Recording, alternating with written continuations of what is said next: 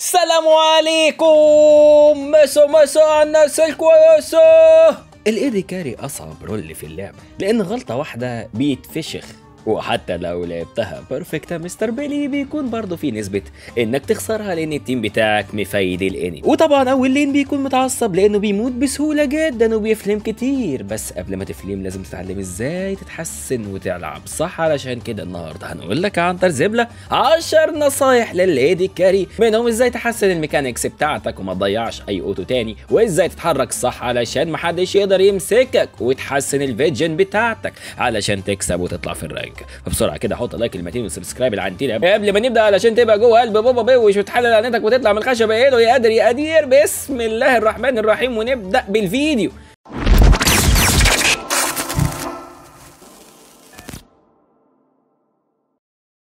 رقم 1 معانا النهارده وهي ظبط اعداداتك. يعني ايه يا بهواش الكلام ده يا بهواشي؟ ظبط اعدادات ايه يعني؟ QWER ولا ايه؟ هقول لك يا سيدي. اول حاجه محتاج تروح تعملها تروح في الاعدادات وتعمل البلاير اتاك، ودي من اهم النصايح لاي موفمنت ليك على حرف الاي كاي دي سي. اول حاجه انك لازم تعملها، وكمان تروح تفتح كده حاجه كده اسمها شو اتاك رينج، يعني بتبين لك يا معلم الاتاك رينج بتاعك، المسافه بتاعت الدمج بتاعتك. طبعا ده هيساعدك انك تشوف الرينج بتاعتك وتقدر تضرب من ابعد مسافه. يعني لو بتلعب كيتلين ضد فين مثلا هتحس انك لما بتضربها اوتو هي بترد الاوتو، مع ان كيتلين رينجها اعلى في الجيم ومفروض انها تعمل اوتو وفين ما تعرفش تضربها، بس طبعا علشان الدايره دي مش موجوده فانت مش عارف اخر رينجك فين، بس لو استخدمتها هتلاقي اخر رينجك وتقدر تابيوز او تبلطج على الانمي من غير ما يرد التريد عليك. رقم 2 غير شكل الماوس. بتقول يا بهواش اغير الماوس؟ انا مش معايا اكل. لا يا اسطى مش قصدي اغير شكل الماوس نفسه، غير شكله جوه اللعب. يغيروا شكل الكيرزر من جوه او الشكل الماوس من جوه ويفعلوا الليجاسي كيرزر.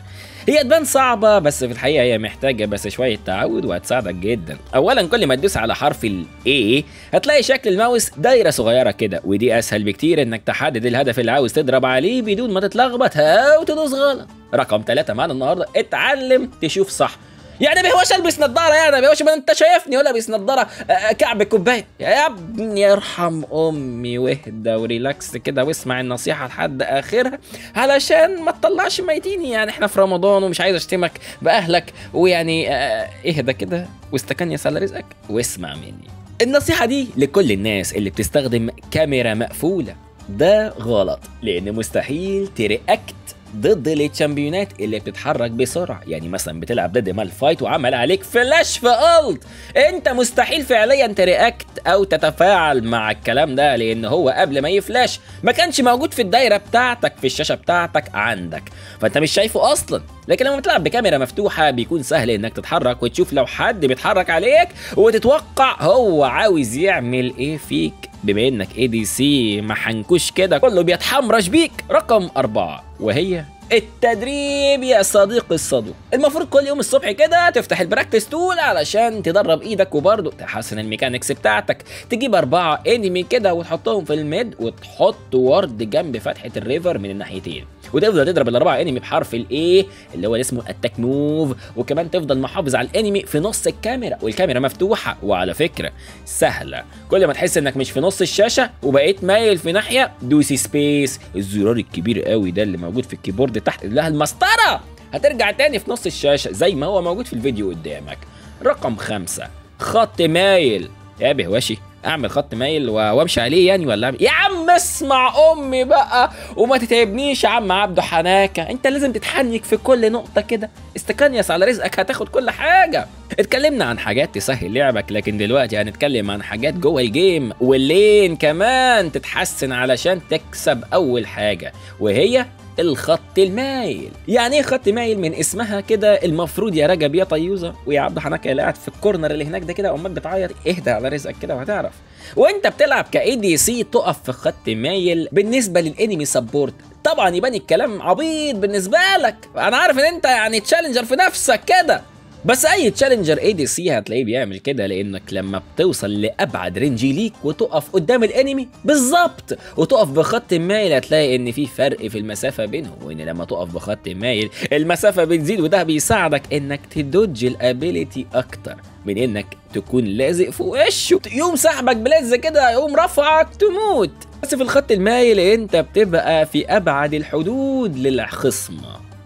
رقم 6، اعزل التارجت بتاعك.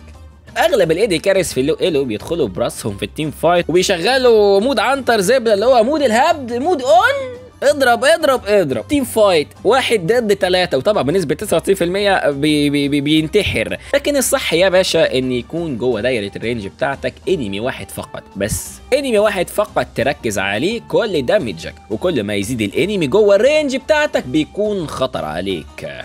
رقم 7، احسب الكول داون. يعني ما بيهواش اشغل كالكوليتر جنبي ولا ستوب واتش واحسب كل حاجه؟ للاسف الشديد يا عنتر زبله. بس للاسف دي بقى النصيحه دي مش للايدي كاريز فقط، دي لكل اللينات والجانجلرز. يعني مثلا بليدز عمل هوك عليك، حط في بالك انك معاك 10 ثواني الجايين هو مش معاه هوك. هو ده مش ادق رقم، لكن انت لازم تحط رقم تقريبي في دماغك. مثلا الشامبيون عمل فلاش، تحسب 5 دقايق لغايه ما يترجع له، وطبعا تستغل الوقت ده. يعني اول ما يضيع ابيليتي مهمه او فلاش تقول الجانجلر بتاعك يجي جنكك قبل ما ترجع له مره تانية. رقم 8، تنسيق مع السبورت بتاعك. طبعا هتيجي دلوقتي هترزع لي الافيه الحمضان بتاعك ده عبده حناجي، هو انا اصلا بلاقي سبورت علشان انسق مع امه؟ للاسف الشديد عنتر زبله لازم تنسق معاه علشان ده ديولين يعني بينزل معاك غصبا، ويعني انت مقدور على رزقك، فانت لازم تلاقي سبورت محترم هينزل معاك، فلازم تنسق معاه الدخول والخروج من اللين، وفي اي هجمه وفي اي دخله. فلو معاك ليونا مثلا ونطت على ايدي كاري، فاكيد انت كمان لازم تعمل تارجت لنفس الانمي اللي هي نطت عليه، وتحاول تفهم هو بيفكر ازاي. لازم تاخده على قد عقله، ولازم تحط في بالك ان هو عنتر زبله في نفسه ومش فاهم اي حاجه ولا فاهم انت عايز ايه، فلازم تشرح له للاسف الشديد في اللين ده انت محتاج منه ايه. يعني موتت الانمي تيم وعاوز تبوش الويف بسرعه وتريكول، بس هو مش فاهم كده. اكتب له في الشات بوش يا حبيبي وساعدني في البوش ده علشان نرجع، فهو هيساعدك لما تلاقيك متفاهم معاه. او لو عايز تدخل فايت اعمل له بنج انك هتدخل، ما يتفاجئش مثلا انك ما يلاقيكش مثلا مره واحده بتريستانا نطيت في نص التيم فايت ما يلحقش هو يرياكت. لا، حاول تفهمه وتدي له بنجات وتكلمه يمكن يفهم. رقم 9، ودي اخر نصيحه في الليننج فيز، وهي امتى ترجع البيز. ده بيعتمد على حاجتين، الاولى الجولد اللي معاك، والتانيه الانمي فين دلوقتي. انت كايدي كاري وابتديت لونج سورد ومحتاج 950 جولد على الايتمايه بتاعتك، فاول ما تجيب ال 950 جولد انت محتاج ترجع في اسرع وقت ممكن علشان تجيب الايتمايه، وده معناه انك ما تحاولش تاوفر ستي علشان البليتات، لانك للاسف الشديد يا صديقي معاك الجولد اللي انت محتاجه، فما تطمعش. فليه ما ترجعش تشتري الايتميه بتاعتك وترجع اقوى في اللين. بس طبعا لو الانمي ايدي كاري وسبورت 100 اتش بي مثلا وبيحاولوا يفارموا تحت التاور بتاعهم، في الحاله دي انت مش تبقى عاوز ترجع وتستغل الاتش بي الزياده اللي معاك انك تخليهم ما يعرفوش يفارموا، وتحاول ترجع في نفس الوقت اللي يحاولوا يرجعوا هم فيه علشان انت ما تخسرش اي حاجه. وطبعا عاوز تتعمق في امتى تعمل ريكول، هتلاقي كذا فيديو بيتكلم عن امتى تعمل الريكول، هتلاقيهم في القناه بيشرح الموضوع ده يعني بتخصص جدا. رقم 10، ودي اخر واحده معانا، ودي مش مهمه زي 9 اللي فاتوا، لكنها هتساعدك تحسن الفارم، وهي انك تستخدم الاس. بتقول يا بهواش استخدم الاس؟ هو الاس ده بيعمل ايه اصلا يا بهواش؟ والله هو اس فور ستوب. ستوب يعني يقف يعني يقف، مش يقف اللي في دماغك يا نجس يا ابن التيت. يعني المفروض ان احنا في رمضان والفيديوهات دلوقتي فاميلي فريندلي بطريقه لذيذه جميله كده، فلو سمحت تحترم نفس نيتك علشان ما نطش عليك. اوكي، الاس يعني يوقف الشخصيه عن اللي بتعمله، وده بيفيدنا في ايه يا بهواشي؟ ما انا يعني مش فاهم، هفهمك يا ابو دماغ تخينه.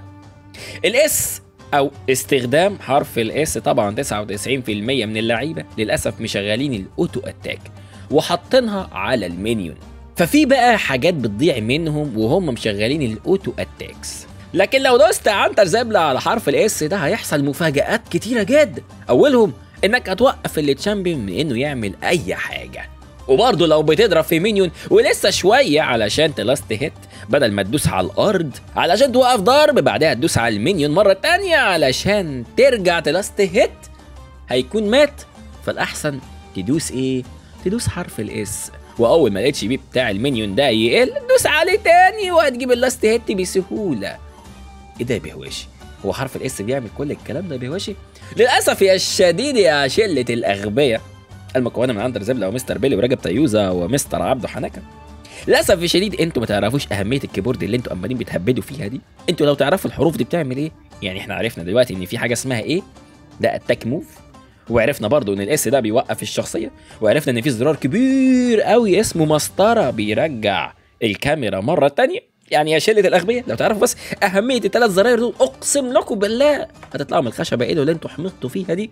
بس مين يسمع؟ مين يسمع؟ طبعا يا شله الاغبياء، انتوا الاربعه، وطبعا اصدقائي الاعزاء اللي بيتفرجوا على الفيديو دلوقتي، لو عاوزين حد يساعدكم تتعلموا مايكرو او ماكرو اكتر واكتر، تقدروا تاخدوا كوتشنج معايا مع بابا بهوش وشله الاغبياء دول، او الكوتشز بتوع بابا بهوش، عن طريق الانتساب وتحسن وتطلع الهاي ال وتبطل صياح مع الفيدرز كل جيم. هتلاقي كل التفاصيل في الديسكربشن تحت.